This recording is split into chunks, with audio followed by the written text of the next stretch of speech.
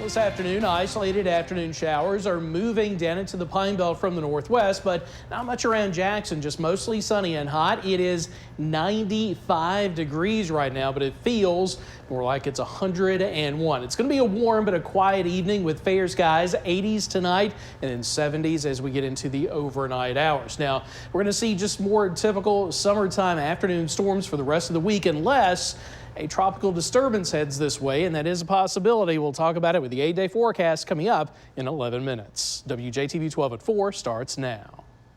Well, breaking news at the top of this hour. MDOC is urging Rankin County community members to be on high alert for 2 escaped inmates, especially those living near Pearson Road and Highway 468. Good afternoon, everyone. I'm Byron Brown. And I'm Melanie Christopher. Thank you for joining us. This is all as a multi-agency manhunt continues more than 72 hours since it began. Terrence Friday is live from Whitfield Road, where investigators got a lead earlier today. Terrence? Yeah, they did. That lead brought them here to this business. If you look just behind me, there is a storage building there, and they believe that the men had been camped out there since sometime Friday. As we've been telling you, they are looking for those 2 inmates who escaped last Friday. Now, the business owner got in today and realized that someone had been here because there was a duffel bag that was filled with clothes, and also there was some garden vegetables that they had brought.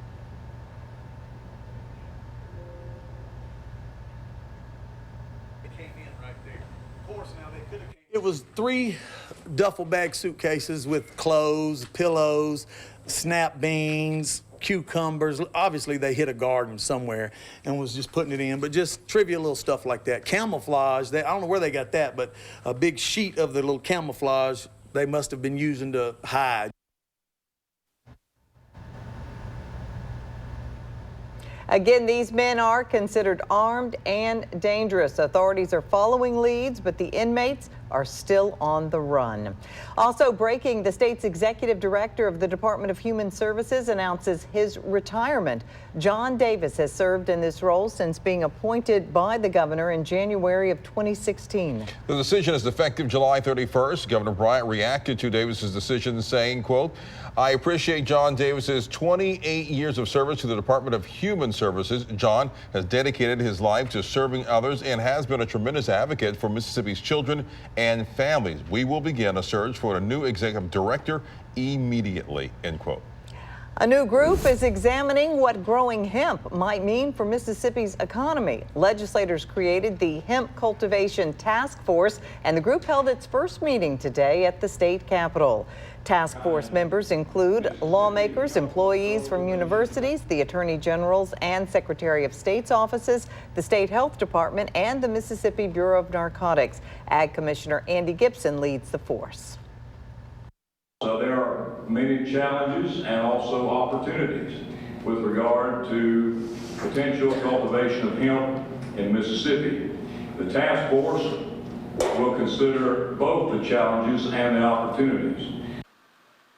Each year, the task force must make their findings available to the state legislature 1 month before the session. Hemp remains a Schedule I controlled substance in Mississippi, despite the U.S. Congress approving its production last year.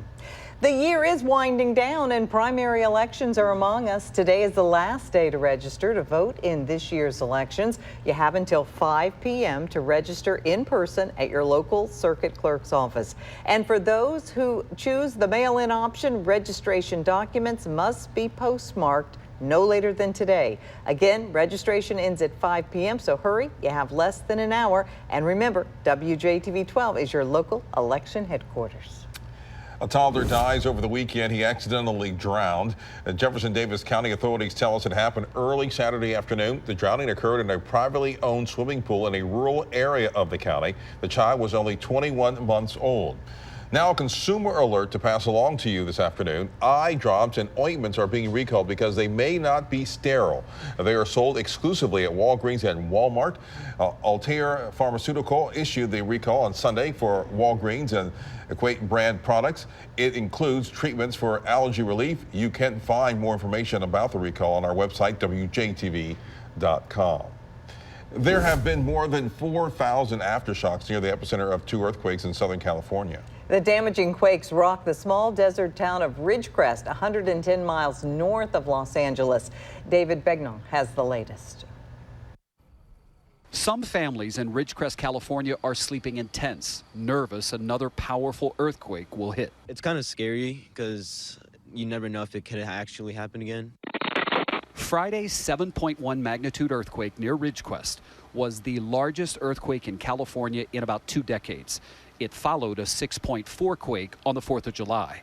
Damage totals could reach $1 billion. At a town hall Sunday, local officials talked about the emotional stress people are facing now. PTSD is a real thing.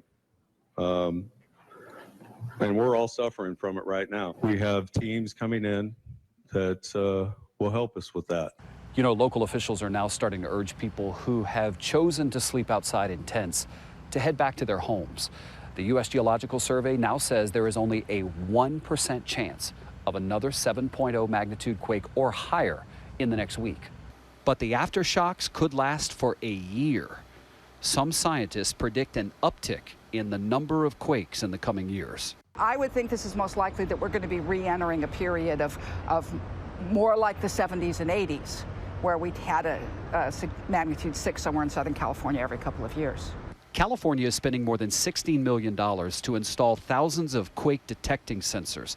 And the governor is urging residents to do their part by mapping out emergency escape routes and preparing earthquake kits that include food, water, and emergency contact information. David Begnaud, CBS News, Ridgecrest, California. And if an earthquake like Friday's hit the city of Los Angeles, experts say it could cause upwards of $200 billion in damages. Proposed tariffs against China are now making their mark on the country's religious entities. Religious publishers say that millions of Bibles are printed in China and that proposed tariffs would make the Bible more expensive. Well, this would hurt consumers in the evangelical efforts of Christian organizations that can give away Bibles as part of their ministry. In fact, the 2 largest Bible publishers in the U.S. manufacture for China, making up 30% of the country's Bibles. Now, here's Marcus James with a look at what's trending on WJTV.com. Marcus. Yeah, Byron, so almost a year ago, Jessica Lloyd founded The Village, Bridging the Gap to the Future. And it's an organization that was started to do things like send money in their Cash App to help a few students in the River City that are already in college or they may be trying to go to college. The founder says that she was preparing her daughter for college and then she realized how expensive it was. You either know somebody that's been to college or you've been to college yourself and you know sometimes money is tight. You might need soap, you might need gas, you might need food, whatever. You might need something and your parents may not be able to give you what you need at that point. So I wanted to try and start something where I could kind of take a little bit of the pressure off the students' home, and also I wanted them to know that somebody in their community cared about them and their well-being.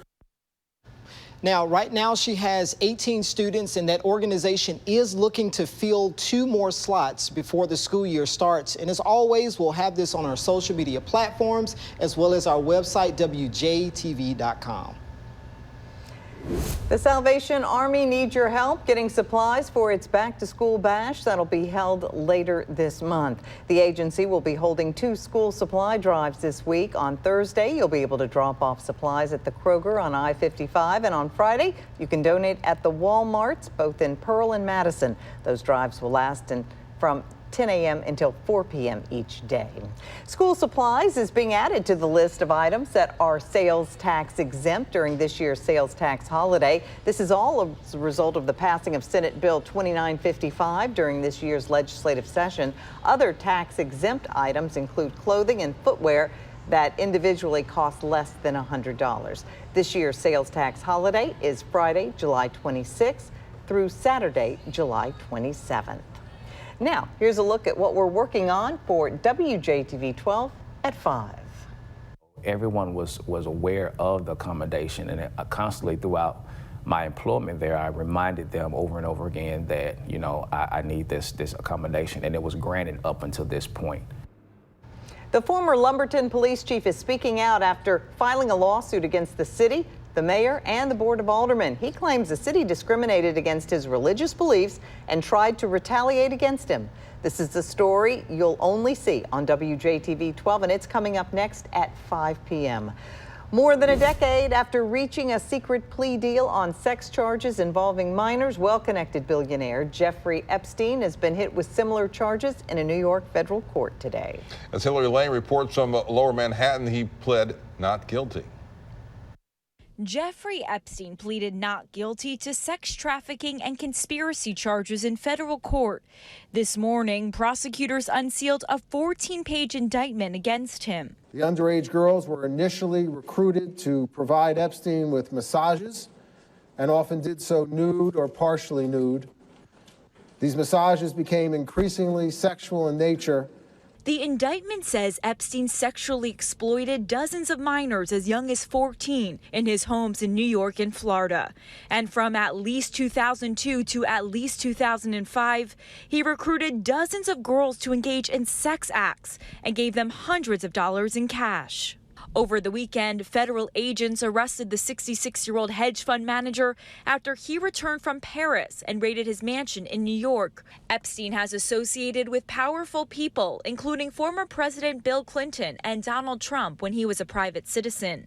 Back in 2002, Mr. Trump told New York Magazine, quote, "I've known Jeff for 15 years, terrific guy, and that he, quote, likes beautiful women as much as I do, and many of them are on the younger side." This is the second time federal prosecutors have gone after Epstein. Back in 2008, there was outrage after federal prosecutors struck a plea deal without consulting his victims.